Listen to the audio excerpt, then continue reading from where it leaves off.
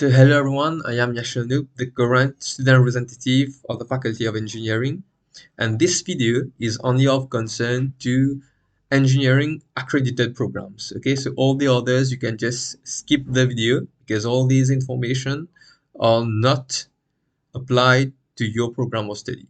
Okay, so recently students are querying me if ever both resit and retakes are kept to C, which is a minimum pass mark of 50 points. Okay, so the answer is yes, both resit and retakes are kept to C. And I was actually planning to change this and revert back to the old system or the same system that is applied in other faculties, where a student, when retaking a module and clearing it, can obtain an A or a B. Okay, but this will be the disadvantage of the student. So now you're probably wondering, why is this the case? How can it be that instead of giving a student an A or a B, we're giving them a C, and this is beneficial for him or her? Okay, so this is actually the purpose of this video. And in order to understand this, you need to first know the classification of your CPA. So I just took a program structure. So this is for mechatronics engineering. So all the others mechatronics, all the others engineering are the same actually. You can obtain it on the Faculty of Engineering website. So if your CPA is above 70, you will be awarded the first class, between 60 to 70, second class first division, between 50 to 60, second class second division, and if your CPA is below 50, then you will not be awarded the degree.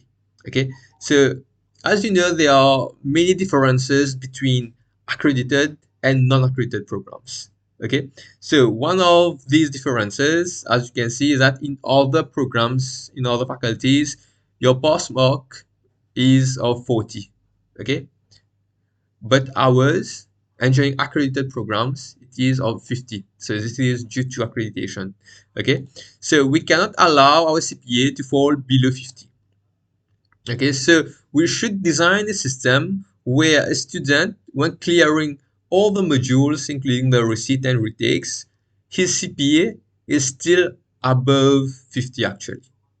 Okay, so we have to design a system. So let's take the CPA calculation system. Okay, so for other programs or non-engineering, non-accredited programs, okay, the CPA is a cumulative point average. So we have a really good video about CPA explained clearly by Nick Prosper. So I will put a link in the description below so you can check it out if you didn't do so. Really useful. I will highly encourage you to do it. Okay, so let's say that they get 35 points. Okay, so these 35 points enters in the CPA. Okay, so they fail this module, and when retaking the module they get, let's say, 60 points. Okay, so this is also entered in the CPA. Okay, so as the weightage of the module is still the same, so it will result in an average. So 35 plus 60 divided by 2, which is 95 divided by 2, so which is below 50. And we cannot allow this to happen in accredited engineering programs. Okay, so we can also have a case where a student get, let's say, instead of a B here, he or she gets a 70 bucks. Okay, and A. Okay, so that's 35 plus 70, which give us 105 divided by 2, which is above 50. Okay, so if this case happen, indeed it will be disadvantageous for the student.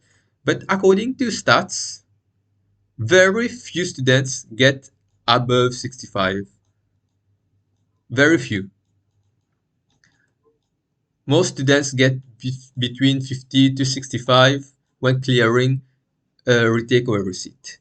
Okay, so now we have to design a system that will take into consideration this so that it does not happen. Okay, so now let's see how our current CPA calculation structure solve this problem. Okay, so I will open a chapter 4 of regulation for resit examination, which is also applied for retake examination. Okay, so In case the student passes the resit modules, also retake, the minimum pass mark will be awarded for the module. Okay, so minimum pass mark, that is 50, is C. And the mark previously obtained for the module will not be computed in the CPA. So will not be computed. This is really important and actually game changing. Okay, so I'll open Paint again. So you have your CPA. Okay, let's say first attempt, let's take the same values, so 35 points, enters in your CPA. Second attempt, you get 60. So this 60 is not entered in your CPA, but you will awarded 50. This 50 will be included in your CPA, and this will not be counted. Okay, so you're guaranteed to have a CPA of above 50. Okay, now let's imagine if we were following the old system of CPA calculation, or the same system that other courses are following. That is, let's say that you worked badly for an exams and got 25 points. Okay, you failed, you got 25 points. Then you'll have to work to get 75 points, which is an A on your second attempt, to get 100 marks that divided by 2 will result in 50. Okay, so here you're getting this 50. Now imagine if you fail and you got 20 points. Okay, and then you'll have to have an A plus, which will be very difficult, especially for a module that you failed, to get these 100 points, which divided by 2 will result in 50. Okay, so this is why all this is really beneficial for the student.